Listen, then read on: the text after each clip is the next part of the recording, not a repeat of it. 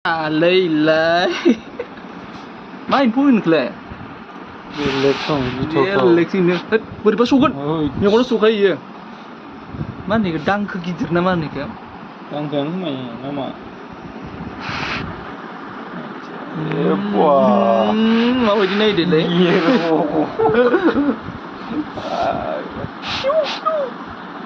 Tahu. Hey. Oh, pai. Ampow Belai.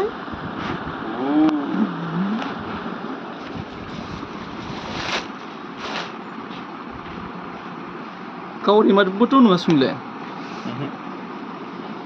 Orang mana ngai belek itu.